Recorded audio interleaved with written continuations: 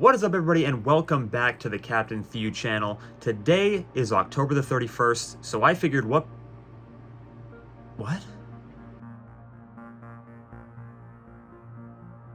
Oh, man. Well, a couple weeks ago was October the 31st, so I figured what better way to celebrate the holiday than by talking about my favorite horror franchise of all time, Halloween. Now, I know it's pretty basic to say, oh, Halloween's the greatest horror movie of all time. And I do. But this movie and this franchise, they have a very special place in my heart. I mean, come on. I'm repping Haddonfield High School. I won't get into every single detail this early in the video, because we're going to go through every single one of these movies and talk about my thoughts and memories of each one. But not just my thoughts, because today we're going to rank them. This is every Halloween movie ranked from worst to best. Or, more accurately, from least favorite to favorite.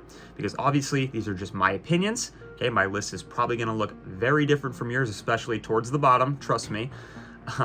Feel free to let me know down in the comments what your ranking is. Do so respectfully. I'm looking at you, Tyler. I'm also going to be trying my best to find something good, or something positive, or something that I do like, even about the movies that I rank low on the list. Okay, we got 13 of these movies to get through, so let's get right into it. Number 13 is Rob Zombie's Halloween 2. Oh, this movie. Anyone that knows me knows that Rob Zombie and I have a very interesting relationship. I like Rob Zombie's music, I'll tell you that right now. Living Dead Girl, Triumph of King Freak, those are always in my rotation, and you better believe that I know what number my Durango is. Okay, and I think that Robert the Zombie has a very cool directing style, and I think that translates very well to his music videos. That is his directing, though. His writing, on the other hand...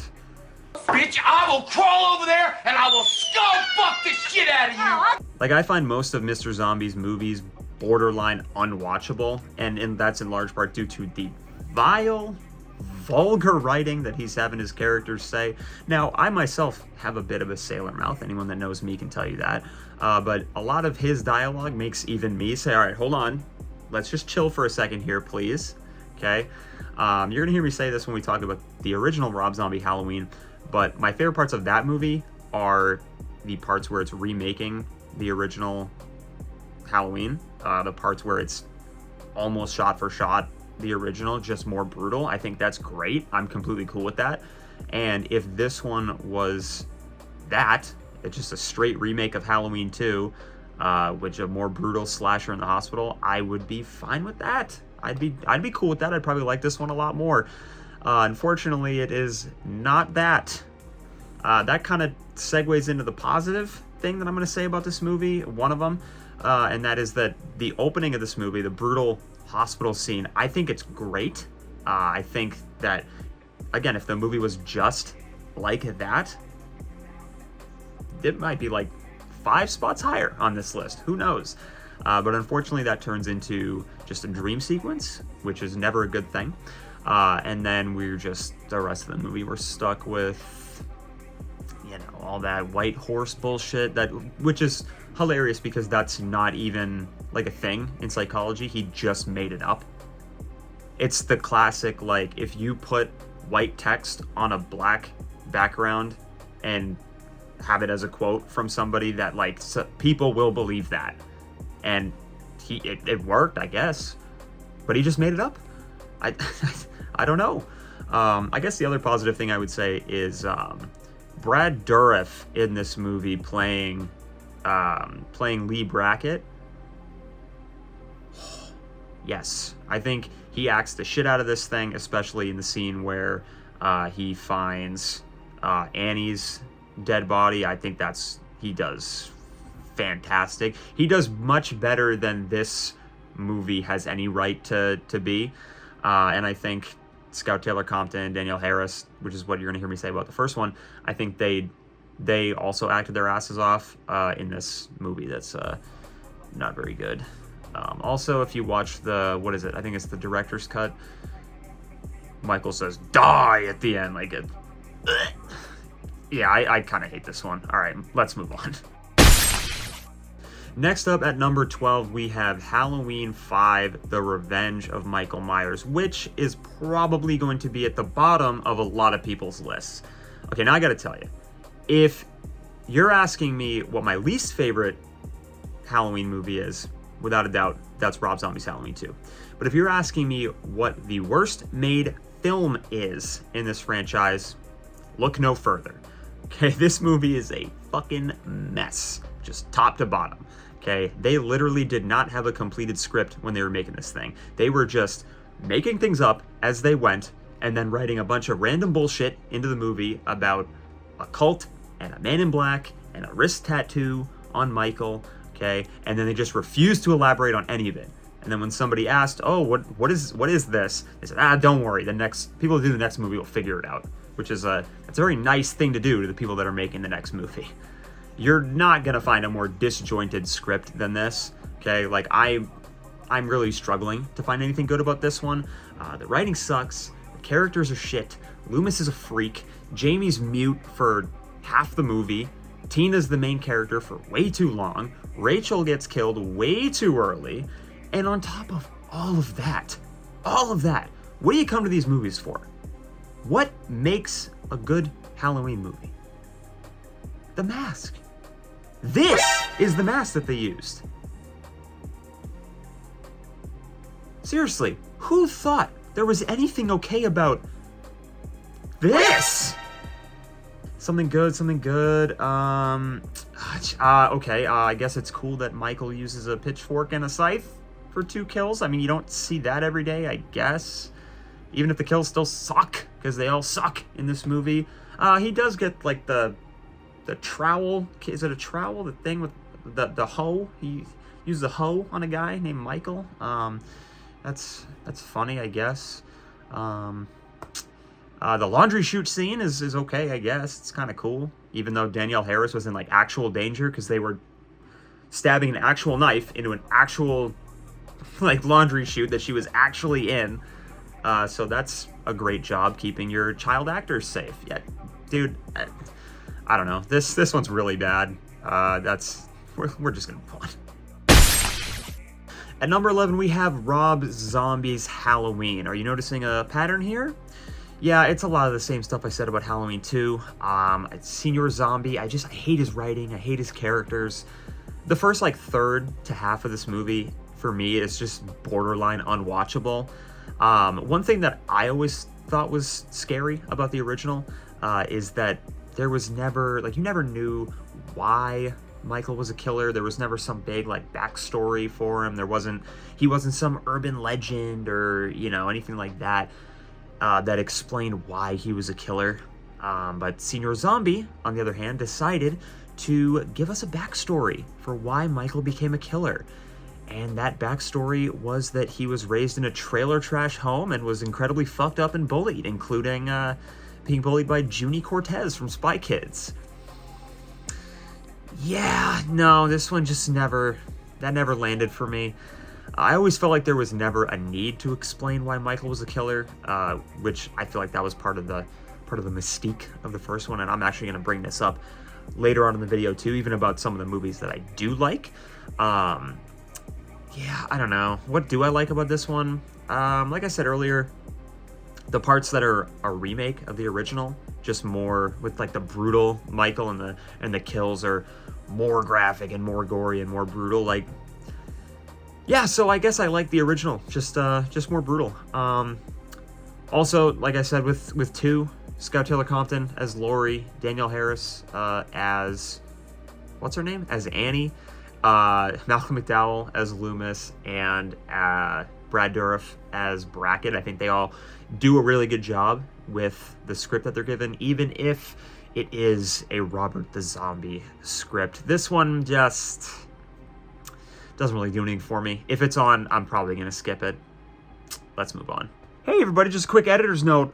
Real quick, I forgot to mention an important side character in Rob Zombie's Halloween. One of my favorite ones. I forgot to mention Joe Grizzly, bitch.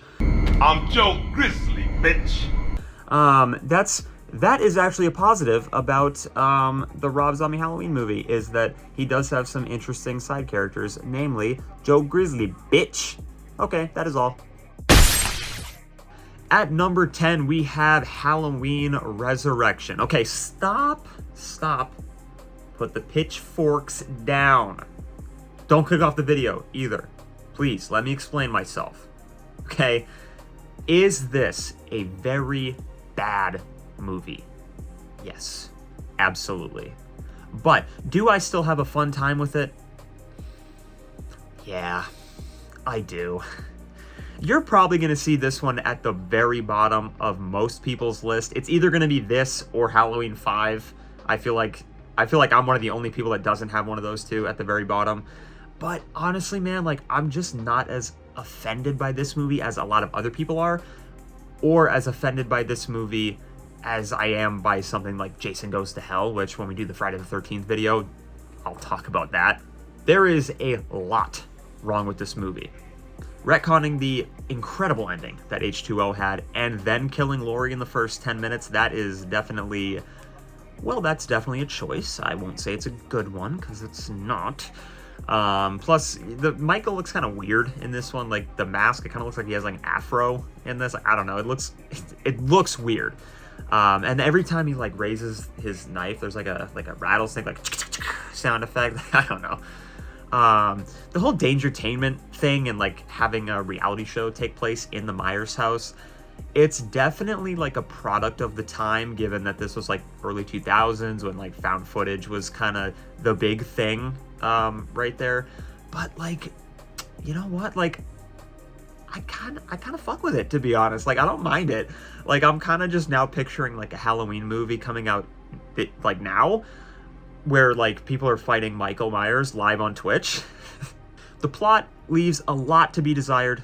The acting is nothing to write home about, obviously, and your final girl had to have her screams dubbed into the movie because the actress could not scream in real life. I completely understand, because I can't scream in real life either, for the most part. I couldn't do a final girl scream, absolutely not. And yes, the elephant in the room, we do have Grammy Award-winning rapper Busta Rhymes karate kicking Michael Myers out of a fucking window after clowning on him earlier in the movie. It's not good. It's not good at all. But dude, this one falls into so bad it's good territory for me. I'm sorry. If it's on, I am going to at least watch the Busta Rhymes scenes, because I'm just here to have a good time, man. Now, I'm just going to stop talking about this one now, because people are probably searching for my address right now to burn my house down, so let's just move on. At number 9, we have Halloween Kills. Evil dies tonight! This one, to me, is just the definition of a letdown.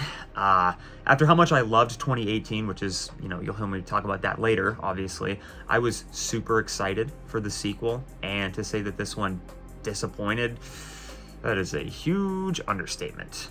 Okay, this movie absolutely suffers from like middle movie in a trilogy syndrome, and I think it almost made it worse that it was already announced that this was going to be part of a trilogy. So you're watching this one and you're never really worried about what's going to happen to Laurie or Allison or Karen or, oh, well, okay, never mind. But still, most of the movie you're just following around a bunch of red shirts who you don't even care if they live or die. All right, and then on top of that, you put in Evil dies tonight, and the mob scene and all this Shakespearean dialogue between Laurie and Hawkins. The more he kills, the more he transcends. You know, it's just overall kind of cringy. What I will say is nice about this movie are the kills. All right, I hope so. If your movie's called Halloween Kills, the kills better fucking deliver. And for the most part, they do. Maybe aside from like the ending mob scene where everyone's just running at Michael one at a time and he's just swatting them away like Big Show in the Royal Rumble. But that beginning scene with Michael taking out the firefighters is fucking awesome. It's awesome. And then you get the light tube kill, and then this one. Howling. I was howling in my chair when that happened. Okay?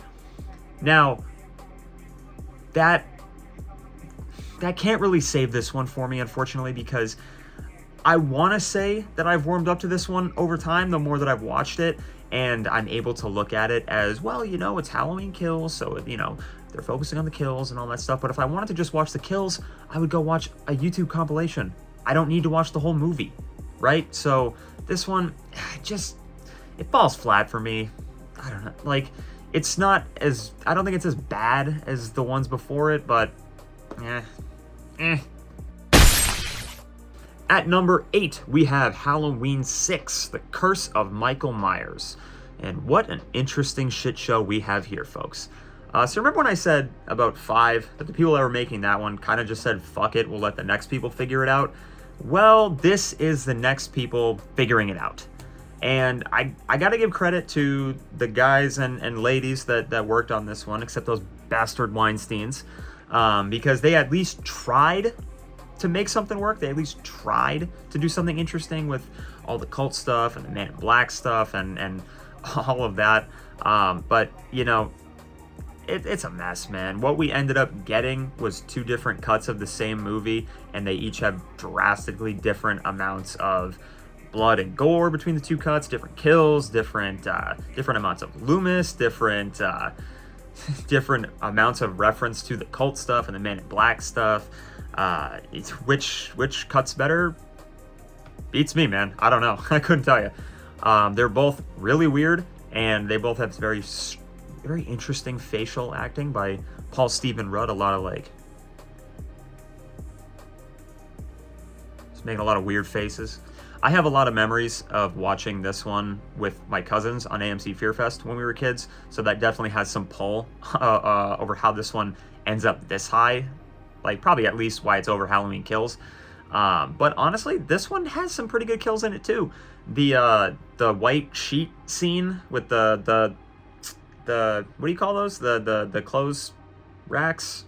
Not racks. The sheets outside. You know, the white sheets, and Michael's got the axe. Like, it's in all the Fear Fest, like, commercials that they do. Like, that one is always iconic to me. The head explosion kill, whichever cut that's in. I don't know which cut it's in. I don't remember. But that one's a good one. And, you know, it's one of those things where some of it just works. Like, and I think Michael, he looks really good in this one. Like, I think the mask looks good. This is probably one of the best masks in the franchise. And I think it's a good physical performance by George P. Wilbur in this one. Like, this feels like the first time Michael's, like, intimidating since the original Halloween 2. And on a side note, this is also the last Halloween to feature Loomis, because Donald Pleasance passed away before this one even came out. So I'm at least glad that he got to work on this one, and this was his last one, so that Halloween 5 was not his last one. So is it a complete mess? Yes, 100%. But I think those couple little things, I think those just tip it over the edge a little bit and put it right here. Brings it top of the bottom half of the list. Number 7, we are exactly in the middle of this ranking, and I think that is a perfect place for the most recent film in this franchise, Halloween Ends. This one is very average. It's very okay. There's a lot of stuff in this movie that doesn't work. I think having the movie focus almost entirely on Corey and his arc and his story, I think it's a little crazy to do that in the 3rd movie of this trilogy, and to market this movie as, this is Halloween Ends, this is the last one, this is the final showdown between Laurie and Michael, and that's what you're gonna get, the final confrontation, Laurie and Michael. And then it's like, wait, who's this guy? Who's this dork that's getting picked on by band dorks? Is a dork getting picked on by dorks? So he's dorkier than the dorks. Oh, dork! I don't know. And I think having a, 4-year time jump between kills and ends, and as soon as you show up in the movie, Laurie and Allison are just kind of like living a normal life after kills. Like, it just doesn't make sense. You know, I like the idea of Corey as a character. I think if this was my movie, I would have had Corey kind of act like a Michael copycat in the beginning instead of like learning how to kill from Michael, or I don't know, man, whatever happened in this movie. I don't think it's ever been explained. But that being said, you know, the kills in this one, they're still good. That's very consistent in the David Gordon Green trilogy, is that the kills are good, the gore is nice, the effects are nice. My personal favorite kill being the DJ kill. And I like the idea of the town not just getting over everything that happened in the last two movies. It's kind of like what I was saying. It's kind of the opposite of what I was saying about Laurie and Allison, where it looks like they're just like living a normal life. But then you get the scene where she's leaving the store, and then the one lady from the light tube thing from Kills, she's getting like wheeled around, and then her daughter or whatever, I don't remember, is getting pissed at Laurie, saying, yeah, you caused all this and all that. Like, the idea of that, the idea that the effects of these events have lasting impacts on the town, like, that's a good idea. They just didn't do anything with it. They just didn't commit to that, and instead said, Corey. You like Corey, right? He's fine, I guess. I mean, like, I didn't hate this one, honestly. Like, I watched it twice when it first came out, and I think once since then. Maybe it's because I was so low on Halloween Kills that when this one came out, like, anything would have been better than that. So when I saw this one, I was like, well, I didn't hate it, so it was probably okay. But even having watched Kills a couple more times and having watched this one again, I don't hate it. I don't love it. It's just kind of okay. It's just in the exact middle of my ranking. Let's move on. At number 6, we have Halloween 4, The Return of Michael Myers. Now, if you asked me to make this list maybe 4 or 5 years ago, a couple things would be different. First of all, obviously, Kills and Ends wouldn't be here because they didn't exist yet. But the other thing that would be different is Halloween 4 would be a lot lower on the list. Probably under 6, I think. But this is a movie that I have really warmed up to over time. And now I would say that I like it and I have a good time with it. Just like with 6, I have a lot of memories of watching this one with my cousins when we were kids.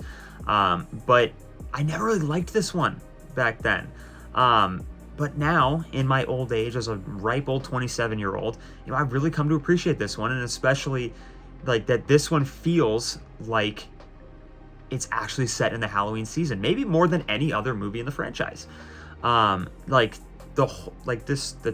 tone of this movie, the setting, and especially like the opening credits, like it feels very October. And as somebody whose favorite month is October, obviously, that gets me like, yeah, oh yeah, here we go. We're watching a Halloween movie. Here we go.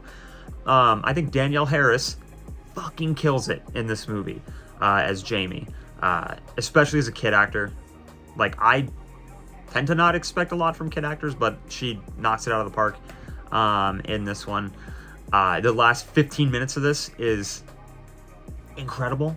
The pickup truck chase with Michael dangling off the back of the pickup and like grabbing people like he's in GTA, and then the very end with Jamie appearing to be taken over by the evil that was in Michael, which I feel like that's what they were trying to emulate with Corey in Halloween Ends, but it's done a lot better in this one with Jamie than it was in Ends with our good friend Corey. So this is actually the first one on the list where I've talked about the positives first. So now I do have 2 negatives. The first one is not really their fault, but I have to talk about it anyway. And that is that this movie is not preceded, but is followed by Halloween 5 and so closely tied to Halloween 5. Obviously, that's not the fault of the people that made this movie, but it does hurt the enjoyment of this movie if it is followed up immediately by 5, because just like I said with Resurrection following up H2O, they took the really good ending that this one had and then going into 5, completely retconned it and just did nothing with it and ruined it. So that definitely hurts me a little bit on this movie, which, again, not their fault, because they weren't making Halloween 5. They were making Halloween 4. But there is a negative that is their fault, and that is the mask and the look of Michael in this movie. This mask is atrocious. It's not as bad as 5. I don't know if there's any mask in the franchise that's worse than 5. Well, maybe there's one. But this one is just really bad. Like, for whatever reason, like, all of the features and, like, contour of the face, they're just, like, gone. So it's just, he looks very, like, flat and, like, featureless, but not in a good way, like the original. Like, that's what they were kind of going for with the mask in the original, was that they wanted it to be just a white face and just no emotion, just white face. But, like, this one feels like one step too far of that. Like, he just looks really like surprised all the time. Like, the scene where he's like coming up from, like, behind the bed, and he's like the lightning crashes, and he's like like that. Like, that has always, like, and when I was a kid, it scared me, because I was like, I didn't want Michael Myers to, like, come out from under my bed. But, like, as an adult, I'm like, that looks fucking stupid, dude. And he looks like he has these, like, shoulder pads on, like the ones that Donald Trump will wear. Like, I don't know. Like, I just don't know why. I don't know who was running the costume department in this movie, but they needed a kick in the ass. Like, and don't even get me started on the one shot where they're using a pink mask with blonde hair. Like, you didn't want to do another take of that with the good mask? But overall, like, I have come to enjoy this one a lot more the more I've watched it and the older I've gotten. And I think that first entry in the top half of the ranking is a perfect place for this one. Next. At number 5, we have Halloween 3, Season of the Witch. Now we're getting to the good stuff. From this point on, I love all of these movies. Okay, right here we have my pick for the most overhated horror movie of all time, Halloween 3. Yes, this is the Halloween movie that does not have Michael Myers in it. And I will admit, okay, back in the day, back when I was a kid, I was a hater as well, because this one didn't have Michael in it. But even more so than with Halloween 4, the more I've watched this one and the more I've gotten older, I have learned to appreciate the what the fuckness of this movie.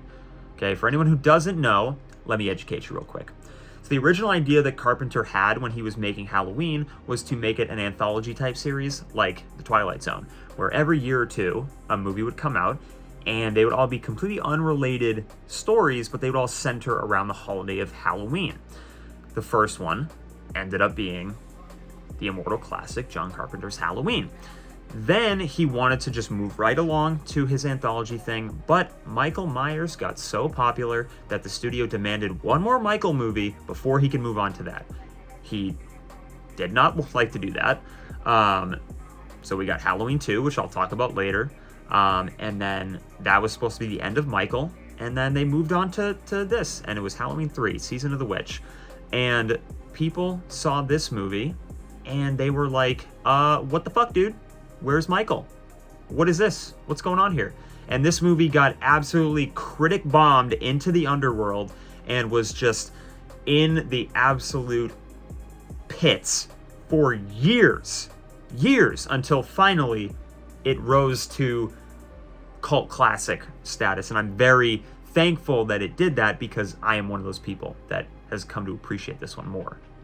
I actually love how just completely batshit crazy this movie is. Like, a drunk doctor investigating mysterious deaths caused by Halloween masks that were created by an evil Irish toy maker who wants to kill every kid in the world. What? I'm in. Let's go. And he fights androids too in the movie. Dude, let's go. Like, hell yeah. I actually have a complete full-length, feature-length, 90-page script written that was inspired from Halloween 3 and Close Encounters of the Third Kind. Okay, A24, hit me up. Phone's always on. But like, I also love the score of this movie too. I think Chariot of Pumpkins, which is the opening credits song to this movie, I think that is an all-timer for opening credits songs. I think the first three, like Halloween, Halloween 2, and Halloween 3 opening credits songs are all-timers. And even the kills in this one, they're good too when you actually watch it. Like, there's a dude getting his face squished, and there's a kid getting his head turned into snakes and bugs, and like, you know, a lady gets her face shot off by a laser beam. Like, what is going on here? I just think that if you are a person who does not fuck with this one only because it does not have our man Mikey in it, I think that you should give it a chance and just watch it objectively as just a what the fuck weird horror movie from 1982. And I think you might end up loving it just like I did. Let's move on. In fourth place, so just missing out on the podium, we have Halloween H2O 20 years later, otherwise known as Halloween 20 years later. This was the first post-Scream Halloween that came out, and it really feels like it, probably because Kevin Williamson, who wrote Scream, also wrote this movie. That's always been a positive for me, because I've always liked the Scream style, like meta tone and sarcasm and all that stuff. I can definitely see how that could be a negative for people, but I personally have always found that a positive. It also kind of leads to this funny paradox right here. So the characters in Halloween H2O in a scene are watching Scream 2. But in the first Scream, it's established that Halloween is a movie. So is Halloween a movie, or is Scream a movie? Or are the characters in this movie watching Stab? Because if they are, then that means that this movie takes place in the same universe as Scream, because Stab is a movie in the Scream universe. But then that means that Halloween isn't a movie and it's real. We probably shouldn't think about this one too hard. One other thing that I've always enjoyed about this one is how they bring back Laurie, and they kind of get rid of 4, 5, and 6, as much as I love 4 these days. Getting rid of 4, 5, and 6, I think, is a great move, because everything was getting way too convoluted with the different timelines and all this stuff. Wait, which movies are real and which movies happened and which movies didn't? And that still kind of is true to this day. But I think having Laurie like change her identity and like move across the country to like escape the shape, I've always kind of liked that. It's also nice to have a movie that isn't in Haddonfield. That feels very different, and like the boarding school like setting is I've always like enjoyed it. And I think that this movie also does a good job of showing the trauma that Laurie still has from the 20 years ago events. Whether you prefer this version of traumatized Laurie or 2018 traumatized Laurie, I think that's completely a personal preference, but I don't think either answer is wrong necessarily. What does this movie not do very well? Well, the kills aren't really anything to write home about. I think the best one's probably the dumbwaiter kill. Well, like, it's just a stabbing, but like the part where her leg gets like broken in the dumbwaiter like is good. So it's like, you know, I'm 50-50 on that one. So the kills aren't like great. And then the mask, or pardon me, the masks, because there's multiple, they're all pretty bad.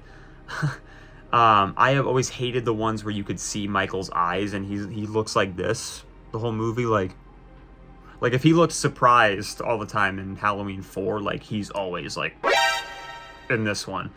Like that wasn't that the whole point of the mask in the original? Was that you couldn't, like, you were supposed to just see blackness where the eyes were, because it's supposed to be like, it's not even human under there, it's just the blackest eyes, the devil's eyes, like that whole thing. So this one just says fuck that, like you can see his eyes. Oh, yeah, by the way, in Halloween 5, you see Michael cry. Fuck off, Halloween 5. But, you know, there's also the shot of the CGI mask. Like, come on, guys. Like, that's just embarrassing. Like, what the fuck? One other thing that I don't really like about this one is that there isn't a moment where you see Laurie find out that Michael is her brother. Like, that's just established that she found out in between Halloween 2 and this movie. Like, I think there should have been a scene of that in Halloween 2, but to not have one in this movie is, I don't know. It just feels weird for her to just pop up and be like, yeah, that's my brother. Like, sorry about my family. Didn't get to pick them. Like, it's just, I don't know. It's weird. And perhaps the biggest negative that this movie has could have been the biggest positive if money was not an issue here. So for anyone who doesn't know, spoilers for a 26-year-old movie, at the end of this movie, Laurie decapitates Michael and ends the nightmare once and for all. Except, no, she doesn't. Now, that if they had just stuck with that and just called it a day right there, perfect, chef's kiss cinema right there. But then they retconned that whole ending, as we established before. They retconned that whole ending coming into Resurrection, and Michael didn't actually die, and he actually switched places with a paramedic, and he, you know, crushed the guy's windpipe so he can't speak, and then that's who Laurie killed, and all that stuff. It's just like, dude, you had it right there. You had it right there, and then you threw it away. Now, I get it, money, and from my understanding, there was a clause that Mustafa Akkad put in the contract when making these movies that you could not kill Michael. That was the rule. You could not kill him definitively. So they didn't know what they were going to do. But then, from my understanding, Jamie Lee Curtis expressed some creative control with the ending of this one and said, listen, if we can't kill him for real, why don't you make it seem like I killed him? So we make it seem like Laurie finally, you know, lands the kill shot and ends this, and then we get that W, and then at the beginning of the next one he can come back and he can kill me, whatever. Which, I mean, look, I'm not gonna argue with Miss Curtis. Miss Curtis, hey, give me a call. I got some scripts for you.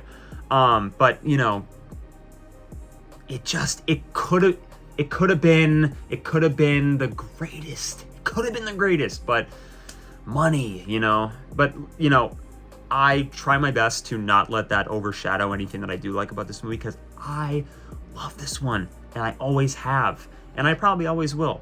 But unfortunately, it just misses out on the top 3. So we're going to see who the top 3 is next. The bronze medal of this franchise is going to be Halloween 2, the original one from 1981. Now, I'm going to start this entry by just coming right out and saying it, you guys. This is my biggest horror movie hot take coming up, okay? Everybody ready? I like the score of Halloween 2 more than the score of the original. Please don't click off the video. Please.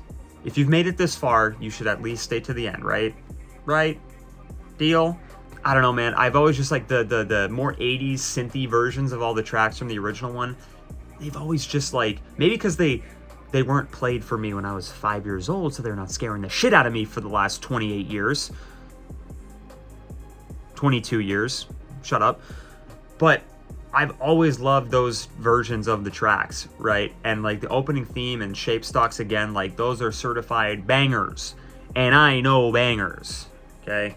I've always loved how this one feels like the closest to the original in terms of like the directing and the camera work and all that. Like, we keep those first-person Michael, like, POV shots from the original, and we kind of get to follow him around through Haddonfield for the first little bit of the movie. Then we get to the hospital, and even though Laurie doesn't really get to do much in the hospital, I have always loved this setting for a horror movie. I hate hospitals. They give me the heebie-jeebies. They heebie my jeebies. So this empty hospital setting has always made me go like, ugh, like every time I see it. It's like, it's one of those like liminal spaces from like the back rooms or something like that, where it's like, there's something about this doesn't look right. Now, this is another movie, just like with H2O, that they had a perfect finale. They had a layup and then tossed it aside for the money. Okay, I think Loomis using self-destruct on him and Michael and taking them both out is perfect, because really the original and Halloween 2, they're not really about Laurie so much as they're about Loomis chasing down Michael. So I think him taking them both out and saying, fuck this, like I'm taking you with me, dog. Like, I think that is perfect. And that, you know, that shot of Michael coming through the hallway, like afterwards, like completely on fire, but he's still going, he's still trying to kill Laurie. Like, it's great, right? But of course, studio wanted more cash, so here we are. And that's going to segue into the negatives of this movie, which, as much as I love it, there are some negatives in this one. The first one, like I mentioned with H2O, I never really liked the whole brother-sister storyline. Never really did. You know, as I'll mention with the original, part of the magic and the horror of the original was that Michael had no motive to kill Laurie. He was just driven to kill anyone. I'm gonna just kill. Gotta kill. Doesn't matter who it is. Kill. Right? And I can see why they wanted to explain why Michael was going after Laurie, especially now that this was the second movie and he's going after her for a second movie in a row. But I just don't like it. It never worked for me. I also think that Dick Warlock's performance as Michael is, like, it's good, but it's not as good as Nick Castle in the original. Like, Warlock feels like he, like, moves like a robot, like he's going, like, he's going at, like, 1 mile an hour. Like, even in, like, the original and even in 6 and, like, H2O, like, yeah, Michael was walking around everywhere, but, like, he was walking with purpose. Like, he looked like me walking to class in college. Like, if there was one slasher killer, if I had to pick any of them to say that I could get away from, confidently I would say it's Halloween 2 Michael. Like, dog, you're not catching me. Not if you're walking that slow. I mean, unless you catch me off guard without my trainers on. But, like, if you don't do that, like, you're not catching me, son. And, you know, the mask kind of looks a little funky in this one. It looks like fine, but it looks a little off. Mainly because, like, it's the same mask from the original, which is cool, actually. But it was under Deborah Hill's bed for, like, 3 years, and, like, in between, like, the pages of a book, and, like, she smokes, like, 10 packs a day or something like that, so it's getting, like, smoke damage under the bed, and, like, it doesn't really fit Dick Warlock's head right, so it kind of looks like he has a round face and stuff like that. Like, I don't know, man. It's just, like, it looks a little weird. But, despite all those negatives, I have always and will always love this one. A double feature, OG and Halloween 2, sign me up, dog. Sign me up. And you better believe that when that Halloween 2 theme kicks in, I'm losing my mind. In fact, why don't you hit it right now? All right, that's enough of that. Let's move on to number 2. At number 2, the silver medal of this franchise, we have Halloween 2018, which is going to be an interesting pick for a lot of people, but this one does require some context. So, as somebody who acknowledges that Resurrection's really bad, and somebody who hates both the zombie movies, in 2017, when it was announced that a new Halloween movie was coming out and they were bringing Laurie back and it was a sequel to the original only, I lost my shit, okay? Because I hadn't had a good Halloween movie in my lifetime since H2O. And that came out when I was 1 year old, okay? So this was big. Like, it was my time, finally, with this franchise. And also around this time, I had just recently discovered The Kill Count from Dead Meat. Shout out to you, James A. Janice. So my passion for horror kind of got reignited around this time, that late 2017, early 2018 time.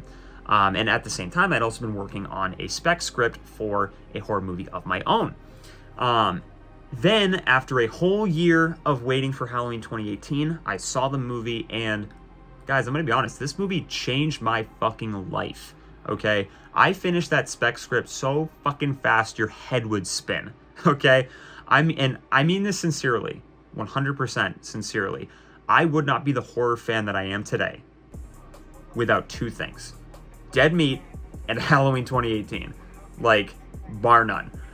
So this one has a special place in my heart. Okay, so that's my like biased reasoning for putting it this high up.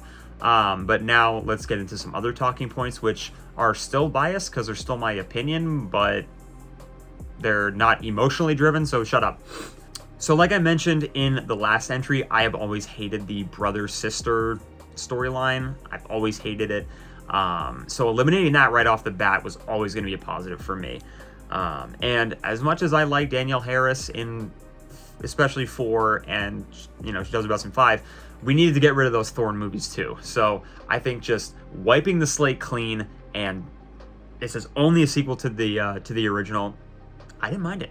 And I liked how they explained it in this movie, saying that like, oh, they weren't siblings, but you know, that was a rumor that people started, and the only reason they started the rumor was because people wanted to have some kind of motive for why he was trying to kill her. They wanted a motive, so they made one up basically, which is kind of what happened in real life.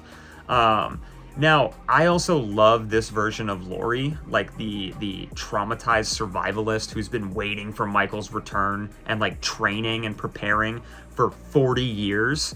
The only tweak that I would have made to this is I would have kept everything from Halloween 2 except the brother-sister stuff. I would have kept the whole hospital massacre too and had her go through that as well, because I feel like that, having her go through the first movie and the second movie would have made it make even more sense why she is so traumatized by this and she's so trying to prepare herself because she knows he's coming back, right? It's also funny because this version of Laurie actually fucks up the most recent Texas Chainsaw movie, because they tried to do the exact same thing with Sally Hardesty, and she's like the exact same character as Laurie, and they completely botch it. I think the score and the kills in this one, they're incredible. You know, that first drop of the theme song had me just clapping in my seat. And then the Shape Hunts Allison and Ray's Goodbye are also bangers. The scene with the continuous like one take through the town and then into the house, and then it ends with the lady getting killed in the window. Cinema. Dr. Sartain's death is also an all-timer for me. If and when I eventually make a list of ranking every single kill in the franchise, you better believe that one's going to be towards the top. I love the last act of this one, the giant like Michael versus Laurie fight throughout the compound that ends with him getting trapped in the basement, them setting it on fire, and then the house gets set on fire. That was incredible to me. I think that's how Halloween Ends should have ended, to be honest, like something like that. I really like the theme also that they have, especially in the first act of this one, of like the true crime podcasters, and they want to do anything that they can to get their story, and you know how just any old asshole that has a microphone and a podcast thinks that they can like delve into like the most traumatic and horrific events in people's lives, but well, you know, I'm promoting it and I'm bringing awareness to it and I'm paying you $20, like, so I should be able to do this. But you know, it's okay because they die. As for the negatives, which, you know, not that many, because like I said, but I can see how the comedy might not land for everybody in this one. Like I never minded it. Not all of it lands for me 100%. Like the peanut butter on my penis thing, like that didn't land for me. But like, I have heard people cite the cops having a conversation in the car where he's like, "Bud Brownie, I made that myself," and he's like, "That looks like something a 5-year-old would make." Like, I think that's funny for some reason, but like peanut butter on my penis is not funny. But you know, I can see how that stuff doesn't land for everybody.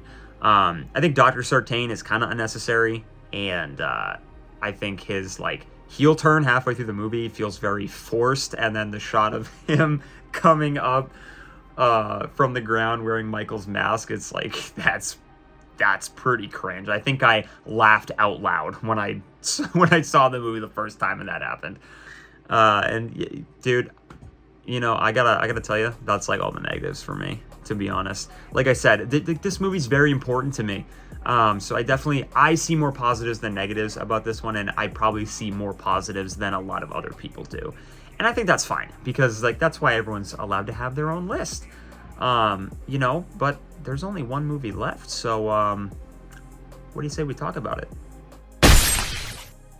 Number one, the gold medal of this franchise, the gold standard for this franchise. Guys, come on. You knew this was going to be it when you clicked on the video, didn't you?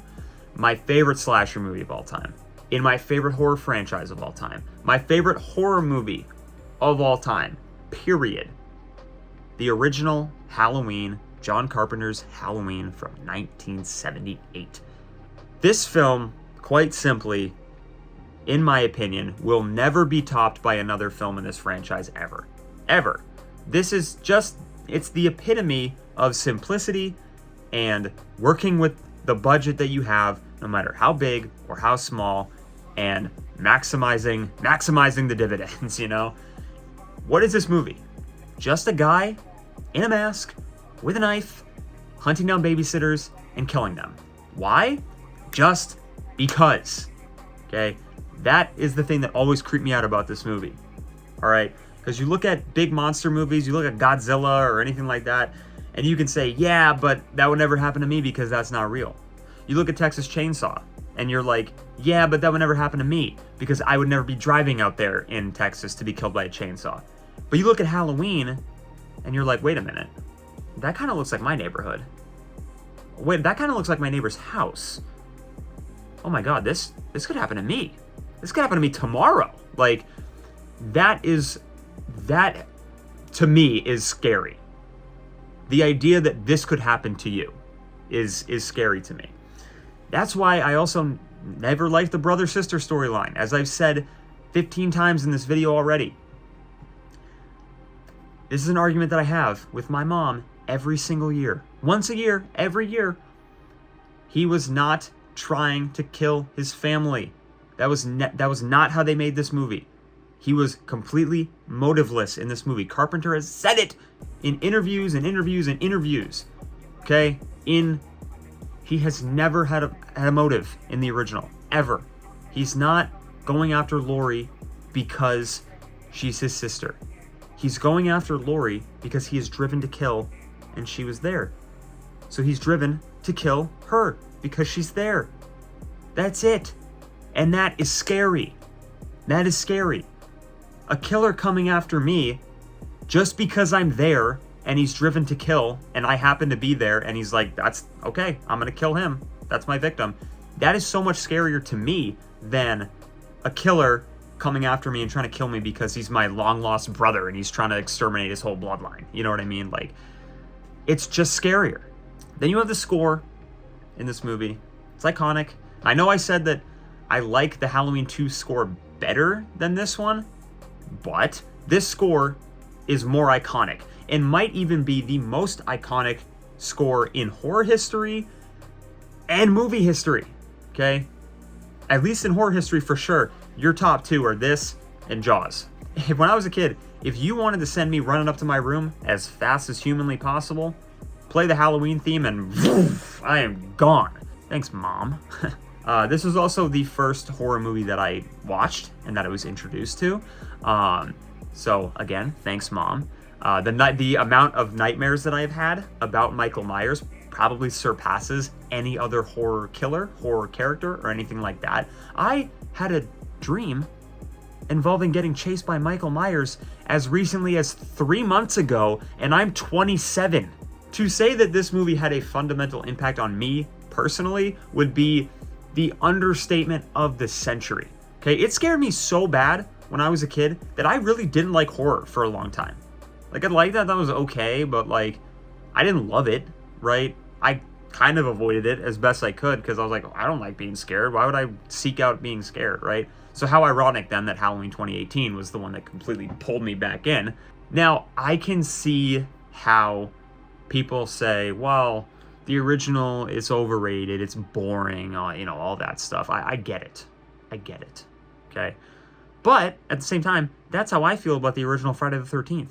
Like, everybody has their opinions, right? I don't think it's boring at all. I don't. Maybe it's because I know every word in the movie and I can recite every word in the movie that's happening, but I don't think it's boring at all. And I think to say that, you know, I think you just have to look at this with some amount of respect, because any slasher movie that you can think of that you like came from this right here. This and Black Christmas started the slasher subgenre. It went like that after those ones came out. And what was probably the biggest offender, copycat, you know, of this movie? Oh, I don't know. Friday the 13th, the original. So yeah, overrated and boring, and it started... It catapulted slashers into the mainstream, but yeah, it's overrated and boring. Whatever. You know, this movie is just, it's the best to me. To me, this is a perfect movie. You know, you're gonna have people say, well, you know, The Thing is a perfect movie, or I think there are 4 perfect movies. Maybe 4, probably. I won't tell you what they all are, because that might be a video for another day, but I will tell you that one of them is this one. This one, to me, is a perfect movie, and me personally, I see no flaws in this movie. I could watch this movie every day of the week and twice on Sunday for the rest of my life, and I would be completely fine. And that's being said with biased nostalgia and unbiased thought as a 27-year-old. You know, it's at the top of this list, and it's probably going to be at the very top of a lot of other lists that I make in the future. Well, that's it, everybody. Those are my rankings of every Halloween movie. Obviously, like I said at the top of the video, these are just my opinions, and your list is definitely going to be different than mine. So please feel free to leave that in the comments down below, and we can surely have an incredibly polite and civil discussion about it. Right, guys? Right, guys? Thank you once again for tuning into the Captain View channel. I will catch you guys in the next video. Peace.